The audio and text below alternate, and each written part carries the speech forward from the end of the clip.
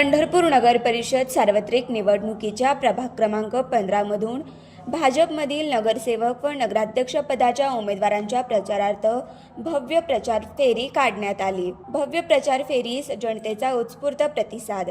पंढरपूर नगर परिषदेच्या निवडणुकीची रणधुमाळी शहराच्या विविध भागात सुरू असून प्रत्येक प्रभागातील भाजपच्या उमेदवारांच्या प्रचारार्थ भव्य प्रचार फेरी काढल्या जात असून या प्रचार फेरीला जनतेचा उत्स्फूर्त प्रतिसाद मिळत असल्याचं चित्र दिसून येत आहे।